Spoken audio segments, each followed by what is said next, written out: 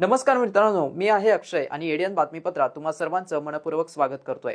आज दिवसभरात घडलेल्या संपूर्ण घटनांचा आढावा आपल्याला घ्यायचा आहे, परंतु त्या अगोदर नजर टाकूया आज दिवसभरात घडलेल्या काही महत्त्वाच्या आणि ठळक घडामोडींवरती।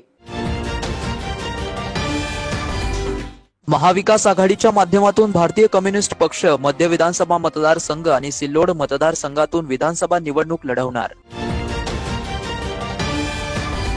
तर निजामी मराठा ओबीसी आरक्षण हिसकावण्याचा प्रयत्न करत असल्याचा प्रकाश आंबेडकर यांचा आरक्षण बचाव यात्रा समारोप प्रसंगी आरोप। वंचित बहुजन आघाडीचे राष्ट्रीय अध्यक्ष ॲडव्होकेट प्रकाश आंबेडकर यांच्या नेतृत्वात 25 जुलै रोजी मुंबई येथून निघालेल्या आरक्षण बचाव यात्रेचा समारोप बुधवारी रोजी आमकास मैदान येथे झालाय।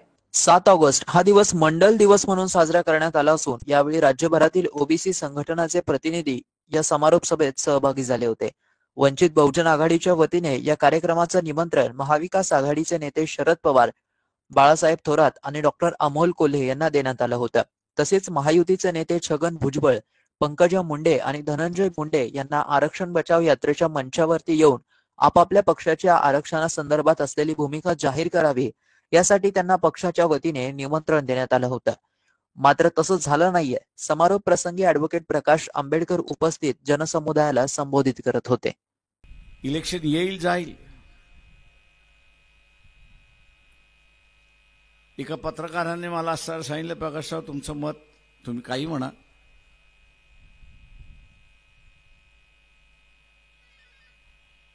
पण ते म्हटले तुमची अर्धी बोट जळली आहे। मी म्हटलं कसं काय? तुम्ही जरांगे पाटील यांना असताना पाठिंबा देत नाही। म्हटलं मी त्यावेळेस त्यांना भेटलो, त्यावेळेस माझा पाठिंबा नव्हता त्यांच्या मागणीला आणि आजही नाही। मी त्यावेळेसही असताना सांगत होतो की तुम्ही ज्या पद्धतीने मागताय त्या पद्धतीने तुम्हाला आरक्षण मिळणारच नाही आणि खाजगीमध्ये असताना सांगितलं होतं की हा प्रश्न मंडल कमिशनच्या वेळेस आला होता, परंतु मराठा समाजातला असणारा वर्ग जो होता तो फरक करायला तयार नव्हता। मी आज ज्याला निजामी म्हणतो हा निजामी मराठा आणि रयतेतला मराठा, म्हटलं त्यावेळेस आम्ही असताना म्हणत होतो की याच्यातला असणारा फरक करा की जो परंपरेनं जमिनीचा मालक झाला, वारसा हक्काने जमिनीचा मालक झाला, आणि दुसरा जो शासनाच्या वेगवेगळ्या योजनेतून त्याला 4, 4.5, 5 एकरापर्यंत जागा मिळाली, हा असणारा एक वेगळा वर्ग तुम्ही करा, तर तुम्हाला असणारा कुठेतरी न्याय मिळेल। भारतीय कम्युनिस्ट पक्षाचे राज्य सेक्रेटरी कॉम्रेड सुभाष लांडे हे शहरात आले असता त्यांनी कॉम्रेड राम बाहेती, कॉम्रेड अशफाक सलामी यांनी माध्यमांशी संवाद साधत आगामी आंदोलन आणि निवडणुकीविषयी माहिती दिली आहे। राज्य काउंसिल के निर्णय पे अमल करने के लिए आज जिला काउंसिल की जो है तो भारतीय कम्युनिस्ट पार्टी की मीटिंग ली गई। इसके अंदर खास तौर से हमारे राज्य के सेक्रेटरी सुभाष लांडे और जॉइंट सेक्रेटरी राम बाहिती थे। उसी तरह हमारे कार्यकारिणी सदस्य अभय टाकसाल भी जो है तो मौजूद थे। इनके सामने ये मीटिंग हुई और कई निर्णय लिए गए। जैसा अभी आंदोलन का कहा कि 30 अगस्त को कलेक्टर कचेरी के ऊपर जो तो हमारा जिला भर से लोग आकर के मोर्चा निकालने वाले हैं, उसी तरह जात निहाय जनगणना के लिए हम जो है तो जो कोल्हापुर के अंदर पूरे स्टेट का जो परिषद होने वाली है तो उसकी तैयारी बोल करके औरंगाबाद जिले की जनगणना परिषद हम सिल्लोड तालुके के अंदर लेने वाले हैं। इसी के चलते इलेक्शन भी करीब आ रहे विधानसभा के, तो ऊपर से राज्य काउंसिल का हमारे को लेटर भी आया कि भाई आपके पास अगर जो भी इलेक्शन लड़ाना चाह रहा है, जो तालुके से आप लड़ाना चाह रहे हैं, तो उसका जो है तो हमारे को प्रस्ताव भेजो। तो अपने अपने तालुकों से प्रस्ताव आए हुए हैं। हम औरंगाबाद मध्य की जगह का प्रस्ताव हमारे माननीय सेक्रेटरी को दिए। उसी तरीके से सिल्लोड, ये दो जगह का जो था औरंगाबाद में हम लड़ाएंगे बोल करके इनको प्रस्ताव दिए। अब वो लोग उनका जो आदेश रहेगा उसकी जो था अमलबजावनी की जाएंगी इलेक्शन में, क्योंकि हमने उनके आदेश की वजह से ही पिछले लोकसभा के अंदर ईमानदारी से जो है अपने बोलते गठबंधन का जो है तो प्रचार किया, चाहे वो शिवसेना उद्धव ठाकरे हो या कांग्रेस के कैंडिडेट हो या राष्ट्रवादी के हो। इनके लिए जो तो हमारे सभी कार्यकर्ता जी जान से जो है तो यहाँ पर मेहनत करे, और उसका रिजल्ट भी आप देख रहे कि भाई यहाँ पे 92 को गिरा करके जो कल्याण काले चुन करके आए। तो ये हमारे फुलंबरी, सिल्लोड और जो औरंगाबाद का कुछ हिस्सा उसके अंदर आता है, हमारे उसमें भास्कर लाहनी भी है। ये लोगों ने पूरी इनकी मेहनत है। महाराष्ट्र राज्य काउन्सिलची बैठक 24 आणि 25 जुलैला नाशिक या ठिकाणी झाली।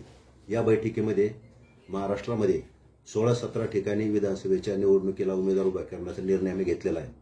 अर्थात हे उमेदवार उभे करताना महाविकास आघाडीबरोबर चर्चा करून जर महाराष्ट्रात भाजप सरकारचा पराभव करायचा असेल तर सर्व डाव्या पुरोगामी आणि महाविकास आघाडी बरोबर असणाऱ्या पक्षांनी एकत्र येऊन विधानसभा निवडणूक जर लढवली तर भाजपचा पराभव निश्चितपणाने महाराष्ट्रात होऊ शकतो, असं भारतीय कम्युनिस्ट पक्षाचं मत आहे।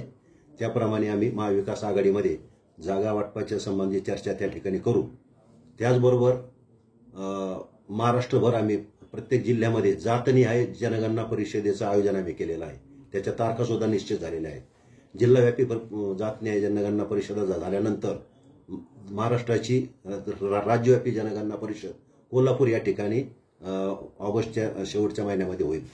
त्याचबरोबर नागरिकांचे जे महत्त्वाचे प्रश्न आहेत या प्रश्नावर पाणी, राशन, पेन्शन, स्मार्ट मीटर, शेतकऱ्यांचं पीक विमा आदी आणि आणखी महत्त्वाचे नागरी प्रश्न महत्त्वाचे आहेत।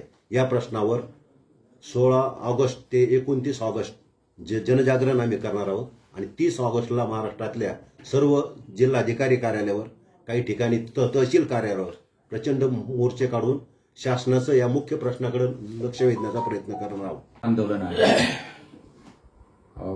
जनतेच्या प्रश्नावरचं, मूलभूत प्रश्नावरचं। राशन आहे, रोजगार आहे, किमान वेतन आहे, मकान म्हणजे घरकुलांचे प्रश्न अनेक प्रलंबित आहेत। घरकुलं मंजूर होत नाही, मंजूर झाली तर गावठाणात जागा नाही म्हणून ग्रामसेवक नाकारतो, गावठाणात नाही तर गावात द्या म्हणतो, वन जमिनीत द्या तर ते ऐकलं जात नाही, ते प्रश्न आहेत। राशन व्यवस्था विस्कळीत झालेली आहे। ग्रामीण भागात रोजगार उपलब्ध नाहीये आणि ग्रामीण भागातील रोजगाराप्रमाणे शहरी भागातील रोजगार जो आहे सुशिक्षितांना अनेक सुशिक्षितांना रोजगार भेटू शकतो या सर्व सुशिक्षितांना, परंतु 9.5 लाख जागा केंद्र सरकारने भरलेल्या नाहीयेत। महाराष्ट्रातले 1.5 लाख जागा रिक्त आहेत। सार्वजनिक उद्योगधंद्यातल्या बँका असतील, MSME असतील त्याच्यातली जागा रिक्त आहे आणि म्हणून या सर्व प्रश्नावर, शेतीच्या प्रश्नावर, शेतमजुरांच्या प्रश्नावर, तरुणांच्या प्रश्नावर आणि ग्रामीण कष्टकऱ्यांच्या प्रश्नावर आम्ही 30 ऑगस्टला महाराष्ट्रातील जवळपास 30 जिल्ह्यात कलेक्टर ऑफिसवर मोर्चा काढणार आहोत आणि ते मोर्चाची तयारी 16 ते 29 पर्यंत तालुकावार मोर्चे काढून, तालुकावार निदर्शनं करून, मोहिमा करून, बैठका, मेळावे घेऊन ते करणार आहोत। 30 ऑगस्टचा मोर्चा आमचा राज्यभरातला महत्त्वाचा आहे। विधानसभेच्या पूर्वतयारीला यंत्रणा कार्यान्वित करण्यात येत असून निवडणूक विभाग सज्ज झाला असून मतदार प्रारूप यादी, पुनर्परीक्षण यादी, नावनोंदणी या संदर्भात जिल्हाधिकारी दिलीप स्वामी तथा निवडणूक अधिकारी देवेंद्र कटके यांनी पत्रकार परिषदेत सविस्तर माहिती दिली आहे। भारत निवडणूक आयोगाने दिलेल्या प्रोग्रामप्रमाणे आपण आजपासून मतदार यादी पुनरीक्षणाचा कार्यक्रम सुरू केलेला आहे। आज ड्राफ्ट मतदार यादी प्रसिद्ध झालेली आहे। 20 तारखेपर्यंत आपल्याला यामध्ये नाव ॲड करणे, नाव वगळणे, नाव शिफ्ट करणे, नाव दुरुस्ती करणे याच्या संदर्भात अर्ज देता येणार आहेत आणि ती प्रक्रिया आपण आजपासून सुरू केलेली आहे। माझं सर्व मतदारांना विनम्र आवाहन असणार आहे की या कालावधीमध्ये आपण आपल्या BLOशी संपर्क करा. शनिवार रविवार मतदान केंद्रावर BLO हजर राहणार आहेत, त्यांच्याशी चर्चा करा, आपल्या नावाची खात्री करून घ्या आणि आवश्यकतेप्रमाणे योग्य ते नमुना भरून तुम्ही मतदार यादी अपडेटेड करण्यासाठी, हेल्दी मतदार यादी होण्यासाठी आपण सर्वांनी सहकार्य करा, असं माझं एक आव्हान राहील. दुसरं, आपण प्री SSR कार्यक्रमामध्ये म्हणजे आजचा हा कार्यक्रम घोषित करण्या अगोदर आपण मतदान केंद्राचं रँडमायझेशन केलेलं आहे. जे नवीन मतदान केंद्राची आवश्यकता असेल त्याच्यामध्ये आपण निर्मिती केलेली आहे आणि जिल्हाभरामध्ये 366 नवीन मतदान केंद्र केलेले आहेत, जे मतदारांच्या मागणीप्रमाणे त्यांना सोयीस्कर होईल अशा पद्धतीनं. काही 12 हाऊसिंग सोसायट्यामध्ये आपण नवीन मतदान केंद्र केलेले आहे. 19 स्लम एरियामध्ये नवीन मतदान केंद्राची निर्मिती झालेली आहे. पण मतदार केंद्र तयार झाले, आता मतदार यादी चांगली करण्याचा आमचा प्रयत्न असणार आहे. अनेक तक्रारी आमच्याकडे आलेल्या आहेत, ज्याच्यामध्ये दुबार नावं असल्याची शक्यता वर्तवलेली आहे, किंबहुना दुबार नावं आहेत अशा पद्धतीचीच तक्रार आहे. ती दुबार नावं आम्ही तपासणीचं काम सुरू केलेलं आहे.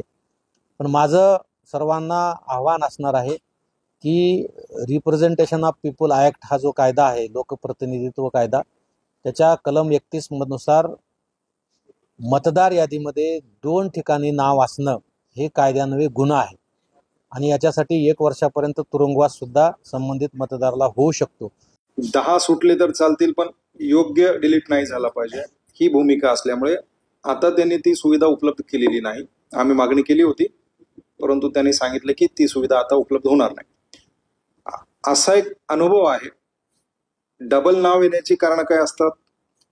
समजा माझं रेसिडेन्स शिफ्ट झालं, एखाद्या एरियातून मी दुसरीकडे राहायला गेलो किंवा एखाद्या तालुक्यातून दुसरीकडे राहायला गेलो, इकडे नव्याने फॉर्म नंबर 6 भरतात, मग त्यांचं इथलं तसंच राहतं आणि तिथलं नवीन ऍड होऊन जातं.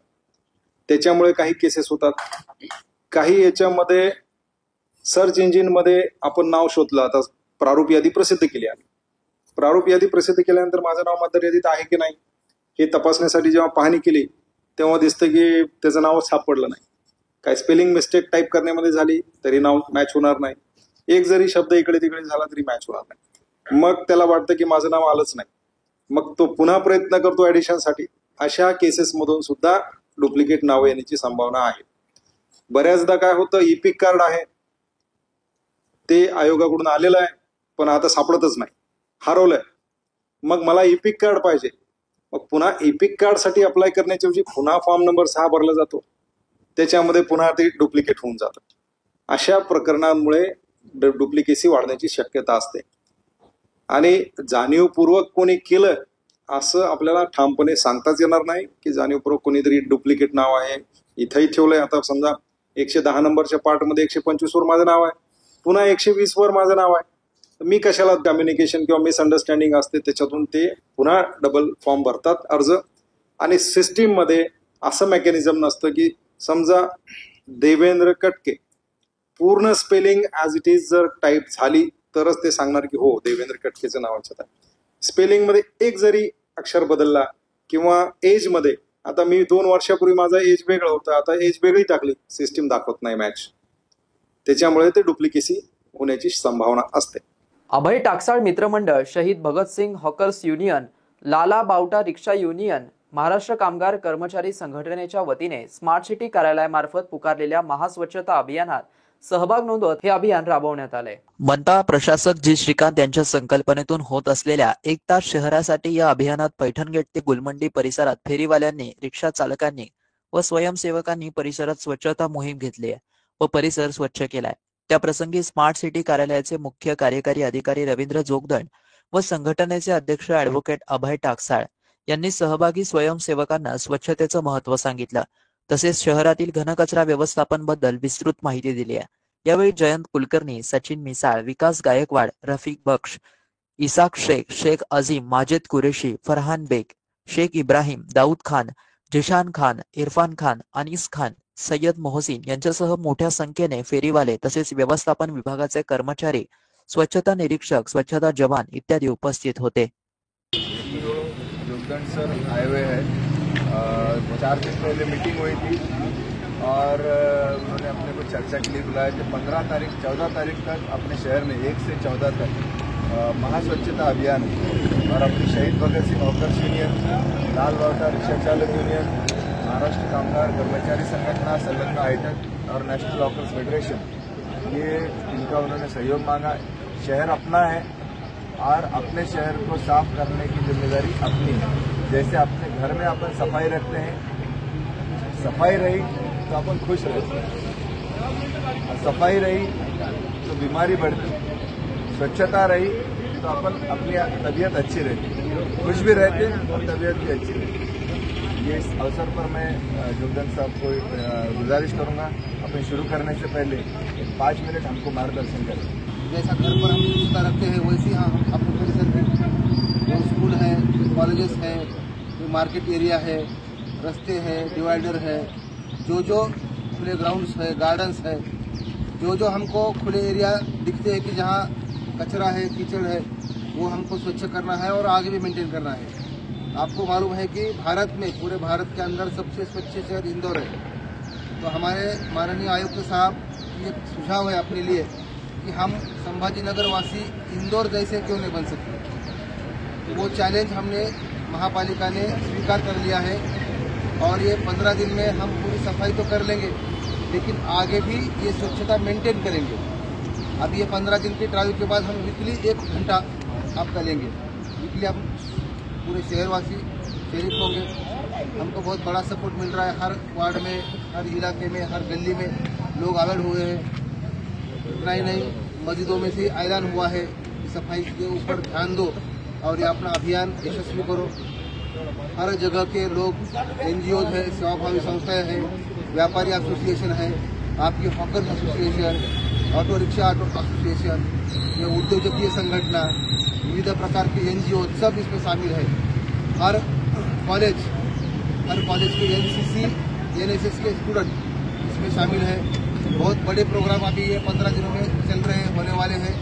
आप भी ये प्रोग्राम में शरीक होके अपने शहर का, अपने हिस्से का, अपना कर्तृत्व, अपना नेतृत्व और अपना एफर्ट्स भी देने चाहिए। इसके बावजूद इसकी अवेयरनेस भी करनी चाहिए, कचरे का सेग्रीगेशन कैसे करना है। हमारे सैनिटेशन के पूरे कर्मचारी आपके साथ हैं, हमारे लोग बहुत अच्छे काम करते हैं, फिर भी कई जगह घंटा गाड़ी देर से आती है, घंटा गाड़ी आती नहीं। ऐसे अगर कुछ प्रॉब्लम है तो वो भी अभी ये 15 दिनों में सॉल्व करने जा रहे हैं। अभी जो आपने नालियाँ है, ड्रेनेज जहाँ से बदबू आती है, तो उसके ऊपर भी हम पूरे जालियाँ बैठा रहे बड़ी बड़ी, जहाँ से किसी नागरिक को कीचड़ डालने की कोई गुंजाइश न रहे। और ये पूरे नालाओं के ऊपर आप लोग को बायो ट्रीटमेंट करनी है। जो आप जहाँ रहते हैं अपने परिसर में अगर कहीं नाला है तो वो नाला भी आधी स्वच्छ हो जाएगा, गंदगी मुक्त हो जाएगा। शहरवासियांना एक सुवर्ण संधी. तुम्ही एखादा व्यवसाय करताय का? मग ADN वर जाहिरात करा आणि मिळवा व्यवसायात मोठा फायदा. तर वाट कसली पाहताय? आताच खाली दिसत असलेल्या नंबरवर संपर्क साधा. इथे वेळ झाली आहे एका छोट्याशा ब्रेकची. कुठे जाऊ नका, पाहत रहा ADN न्यूज.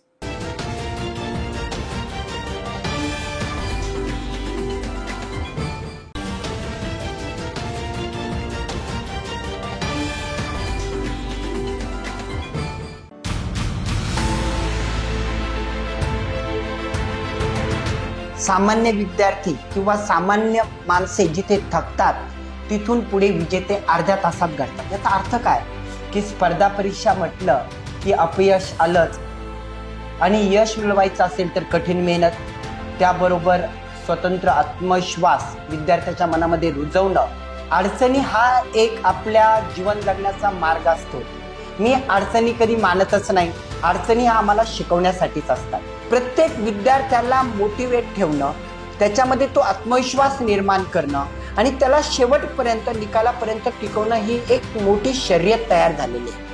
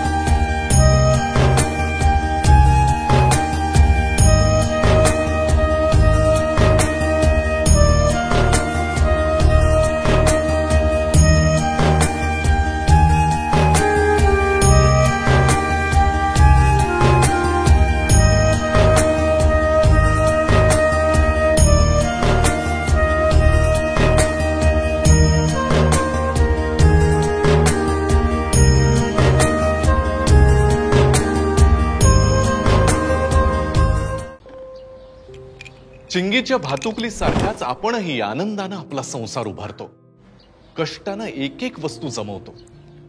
पण अचानक नियती डाव साधते आणि अवघा संसार उधळून लावते. भूकंप, पूर, चक्रीवादळ, गारपीट, वीज कोसळणे अशी अनेक संकट महाराष्ट्रावर आली. त्यात अनेकांचे संसार उद्ध्वस्त झाले. अशा संकटामध्ये गरज असते ती आपुलकीची आणि भक्कम आधाराची, अश्रू पुसून पुन्हा आनंद फुलवण्याची. शासनानं हेच कर्तव्य पार पाडले. आपत्तीग्रस्तांना आर्थिक सहाय्य, सुरक्षित निवारा दिला. त्यांच्या आरोग्याची, मुलांच्या शिक्षणाची काळजी घेऊन त्यांच्या जीवनात आनंद फुलवला. मदतीतून नवजीवन, आनंदाचे पुनर्वसन. आपत्ती व्यवस्थापन, मदत व पुनर्वसन विभाग, महाराष्ट्र शासन. अनेकांच्या मनात स्वप्न असते की देशाची सेवा करायची, परंतु काही लोकच योग्य प्रशिक्षण घेऊन ते वास्तवात पूर्ण करतात. वास्तविक सैनिक बनणे सोपं काम नाही, कारण प्रशिक्षणाच्या मैदानापासून ते युद्धाच्या रणांगणापर्यंत प्रत्येक क्षण संघर्षमय असतो. फक्त जो इमानदार, समजूतदार असेल आणि ज्याची इच्छाशक्ती प्रबळ असेल असाच व्यक्ती या क्षेत्रात टिकू शकतो. प्रत्येक वर्षी अनेक परीक्षार्थ्यांना यश प्राप्त होते, ते फक्त आणि फक्त गरुडचे पकॅडमी. पंख आम्ही देतो, उंच भरारी तुम्ही घ्या.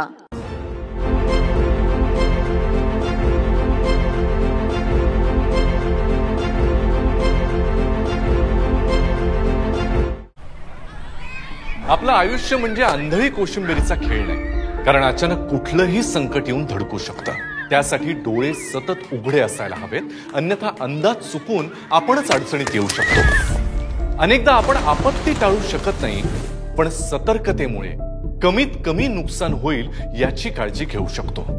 संकटात घाबरून न जाता मार्ग काढू शकतो. शासकीय सूचनांचे पालन करून आपण मदत पथकाला सहकार्य करू शकतो. आपत्तीविषयी सतर्कता वाढावी आणि आपत्ती व्यवस्थापन सोयीचे व्हावे म्हणून शासनानं मौसम, मेघदूत, सचेत, भूकंप हे ऍप्स विनामूल्य उपलब्ध केले आहेत. त्यांचा वापर करा. सतर्कतेमुळे जीवितहानी बरोबरच वित्तहानी सुद्धा टळू शकते. प्रसंगावधान राखा, योग्य कृती करा. आपत्ती व्यवस्थापन, आयुष्याचे संवर्धन. आपत्ती व्यवस्थापन, मदत व पुनर्वसन विभाग, महाराष्ट्र शासन. मस्त मास्क पहना रे तूने. Thank you sir. वो जान बचाने के लिए पहनना पड़ता है ना सर. रेडीमेड है या टेलर मेड है? ऑनलाइन ऑर्डर किया है सर. एक और है ना सर. देना. बहुत मस्त लगे आपको. ये ना सर. सर ना भाई, जान बचाने के लिए बाइक चलाते वक्त सिर्फ खोपड़े पे मास्क पहनेगा तो खोपड़े को कौन बचाएगा? समझ गया सर. हेलमेट ऑनलाइन ऑर्डर कर, वरना हमेशा के लिए ऑफलाइन हो सकता है. Okay sir. ये ले. चल हम ये भी ऑनलाइन भर दे. हेलमेट पहने, ट्रैफिक नियमों का पालन करे, जिंदगी के सफर को सुरक्षित रखे. वेदूसारखीच आपणही आपली स्वप्ने प्रत्यक्षात आणण्यासाठी, ती फुलवण्यासाठी जिद्दीनं झटतो, कष्ट करतो. पण अचानक नैसर्गिक आपत्ती येते आणि आपल्या साऱ्या स्वप्नांचं पाणी होऊन ते वाहून जातं. अशा अस्मानी संकटांनी महाराष्ट्रात अनेकांचं अतोनात नुकसान झालं. स्वप्नांबरोबर अनेकांचे आयुष्य उद्ध्वस्त झाले. मात्र शासनानं आपुलकीनं त्यांना धीर दिला, भक्कम आधार दिला. केंद्रीय निकषापेक्षाही अधिक मदत केली. लाखांहून जास्त शेतकऱ्यांच्या खात्यात 25% अग्रिम रक्कम जमा केली.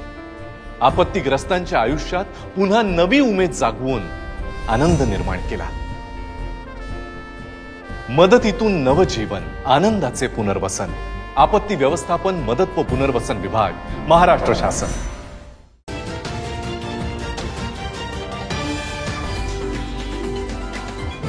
ब्रेकनंतर पुन्हा एकदा स्वागत आहे. आपण बघत आहात एडियन बातमीपत्र.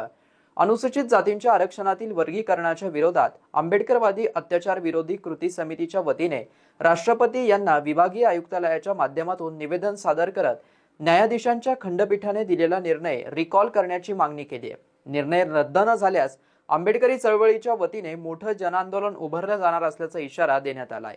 आज आम्ही विभागीय आयुक्त कार्यालय छत्रपती संभाजीनगरमध्ये आलेलो आहोत. माझ्यासोबत सर्व आंबेडकर चळवळीचे आमचे वरिष्ठ नेते मंडळी आहेत. 1 ऑगस्टला जो सुप्रीम कोर्टानं निर्णय दिलेला आहे अ ब कच्या संदर्भामध्ये, हा संविधानाच्या विरोधातला निर्णय आहे असं आमचं मत आहे.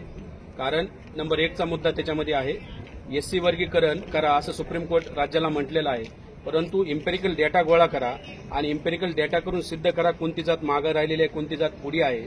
आणि इम्पेरिकल डेटा न मागताच, इम्पेरिकल डेटाचा अभ्यास न करता सुप्रीम कोर्टानं वर्गीकरणाला मान्यता दिलेली आहे. हा संविधानाच्या संदर्भामध्ये न्यायिक निर्णय नाही, हे आमचं एक पहिलं मत आहे. दुसरं मत असं आहे की ओबीसीला क्रिमिलेअर आहे आणि जजेसनं असं म्हटलेलं आहे की एससी एसटीला क्रिमिलेअर लावलं पाहिजे.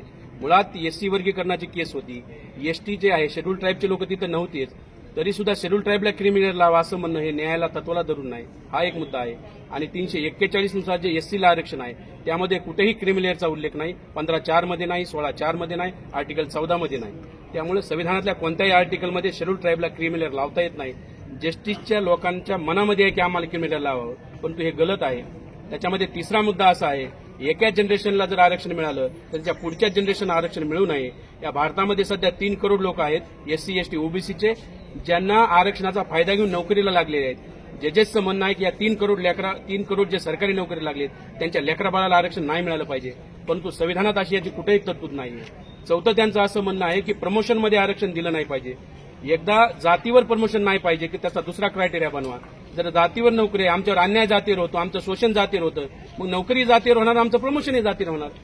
संविधानामध्ये ते आर्टिकल 335 आहे, 335 मध्ये प्रमोशनचा ठळक उद्देश आहे, तरी सुद्धा सुप्रीम कोर्टमध्ये 335 लागू करू नका, एसटीला आरक्षण देऊ नका. त्याच्यानंतरचं कोर्टाचं म्हणणं आहे की आरक्षण व्यवस्थाच मोडीत काढा, जातीवर आरक्षण नका देऊ, नवीन काहीतरी मुद्दा काढा. सरकारला असा निर्देश दिलेला आहे, तोपर्यंत ही व्यवस्था ठेवा आणि नंतर आरक्षणाची व्यवस्था मोडीत करा, असा महाभयानक संविधानाच्या विरोधातला निर्णय सुप्रीम कोर्टानं दिलेला आहे. आम्ही निवेदन देत आहोत, आम्ही कोर्टाच्या संदर्भात बोलत आहोत. लोकांना वाटू शकतं आम्ही कोर्टाचा अवमान करत आहोत, आम्ही कंटेम्प्ट ऑफ कोर्ट करत आहोत, पण आम्ही सांगू इच्छितो देशामध्ये सुप्रीम कोर्ट सुप्रीम नाही, संविधान सुप्रीम आहे, कॉन्स्टिट्यूशन सुप्रीम आहे. Supreme court contempt of constitution करत आहे, म्हणून आम्ही कंटेम्प्ट ऑफ कोर्ट करू. तो मोठा गुन्हा करत आहे, आम्ही छोटा गुन्हा करत आहोत. आम्ही सुप्रीम कोर्टाच्या निर्णयाला मानणार नाही. येणाऱ्या काळामध्ये सुप्रीम कोर्टाच्या निर्णयाची जाहीर होळी करू. खुलताबाद तालुक्यातील खांडी पिंपळगाव येथील भेंडाळा मारुती मंदिर रस्त्यासाठी वन विभागाविरुद्ध ग्रामस्थांच्या वतीने आंदोलन करण्यात आलं असून सुनावणीअंती निकाल जाहीर करण्यात येईल अशी माहिती तहसीलदार यांनी दिली आहे.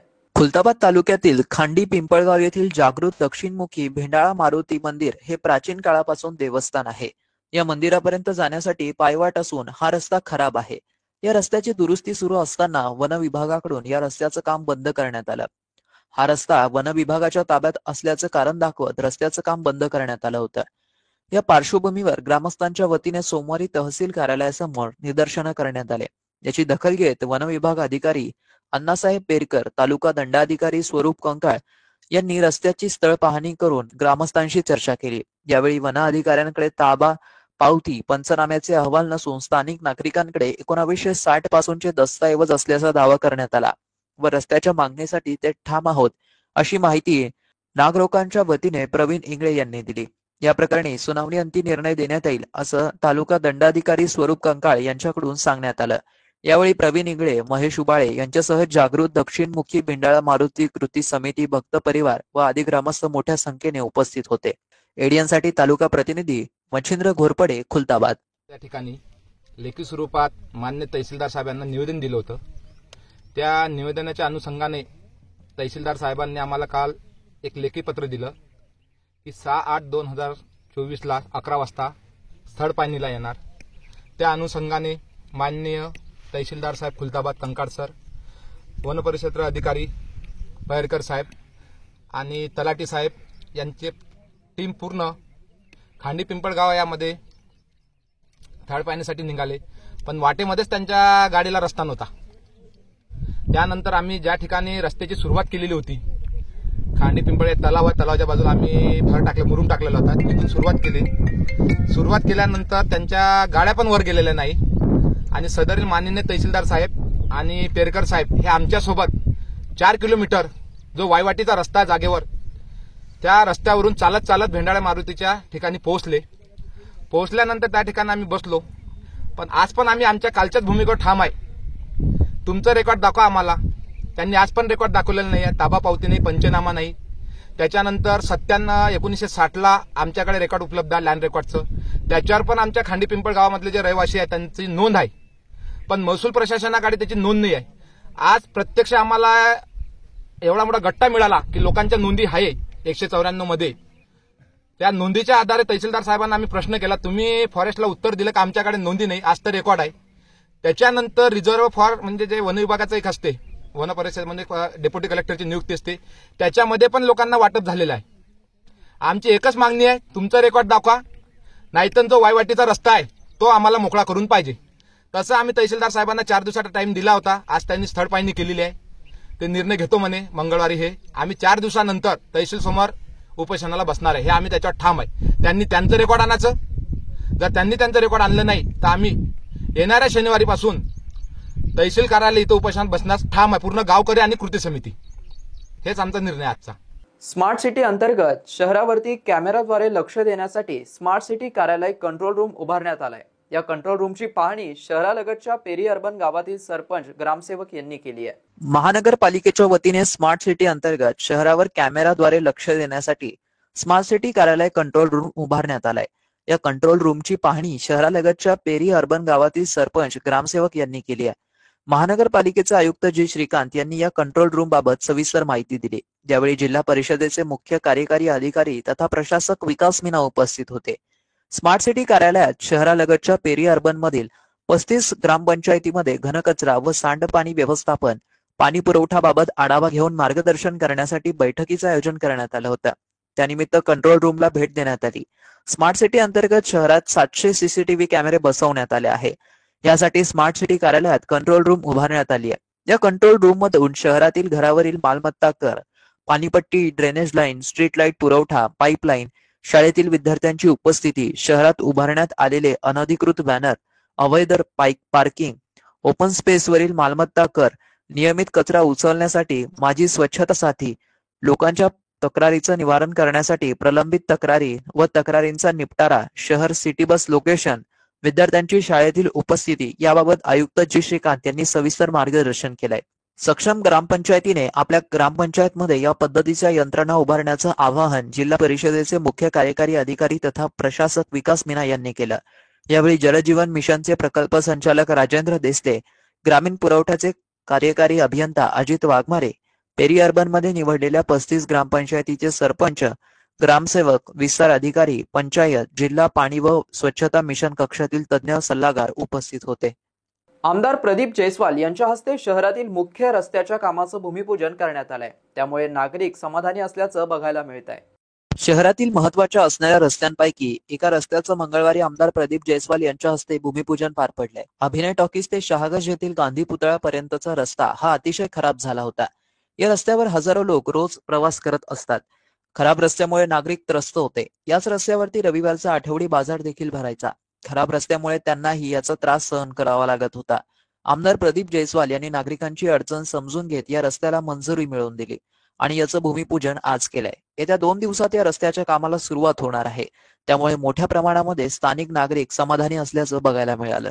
धोकादायक जीर्ण इमारतीमध्ये शिक्षण घेत असलेल्या शाळेच्या विद्यार्थ्यांचं दुसऱ्या इमारतीमध्ये स्थलांतर करावं यासह अन्य मागण्या मान्य न झाल्यास न्यायालयात धाव घेणार असल्याचा इशारा Republican party of India Sachin Kharat गटाचे जिल्हाध्यक्ष मनीष नरवडे यांनी माध्यमांशी बोलताना दिला.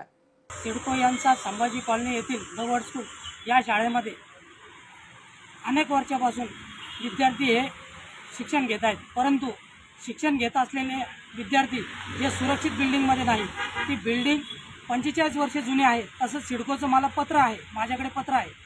मी या संदर्भामध्ये वारंवार शिक्षणाधिकारी, प्राथमिक शिक्षणाधिकारी, माध्यमिक, महानगरपालिका आयुक्त, महानगरपालिका शिक्षणाधिकारी, मुख्यमंत्री, शिक्षण मंत्री तसेच शिक्षण उपसंचालक या कार्यालयाकडे गेल्या 2 वर्षापासून पाठपुरावा करत आहे आणि मागणी करत आहे की धोकादायक बिल्डिंगमध्ये या शाळेमध्ये शिक्षण घेत आहेत विद्यार्थी.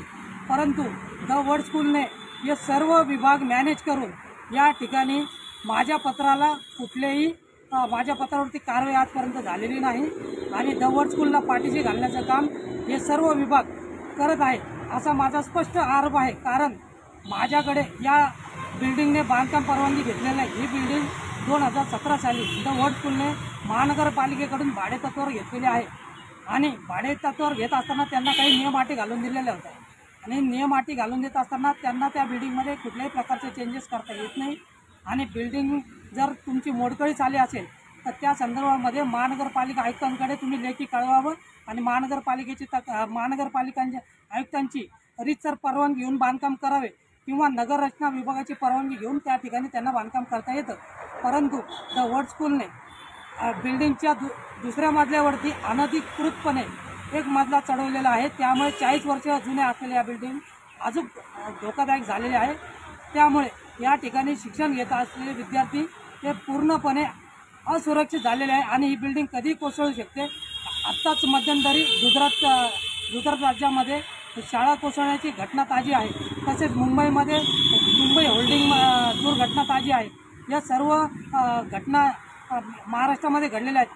तसेच छत्रपती संभाजीनगरमध्ये ही घटना घडू नये यासाठी मी वारंवार या सर्व संबंधित कार्यालयाला निवेदनं देत आहे. मनपा आयुक्तांना मी स्वतः मागणी केली, आपण स्वतः या ठिकाणी येऊन पाहणी करा आणि ही बिल्डिंग असुरक्षित आहे ते तुमच्या लक्षात येईल आणि बिल्डिंगमध्ये शिकत असलेले विद्यार्थी इतरत्र स्थलांतरित करा अशी मी वारंवार मागणी करतोय.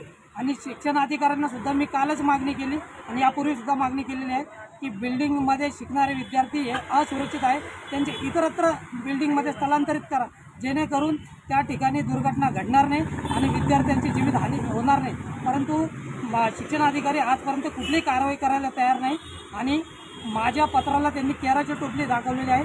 आता जर माझ्या पत्राला त्यांनी केराची टोपली दाखवली आणि कुठलीही कारवाई या शाळेवरती केली नाही, बिल्डिंगमध्ये शिकत असलेले विद्यार्थी इतर सुरक्षित बिल्डिंगमध्ये जर हलवले नाहीत तर मी स्वतः Republican party of India Sachin Karad गटाच्या वतीने न्यायालयामध्ये दाद मागणार आहे आणि संबंधित जेवढे विभाग आहेत त्यांच्या विरोधामध्ये मी तक्रार दाखल करणार आहे आणि न्यायालयामध्ये दाद मागणार आहे. शेवटी पुन्हा एकदा नजर टाकूया आज दिवसभरात घडलेल्या काही महत्त्वाच्या आणि ठळक घडामोडींवरती.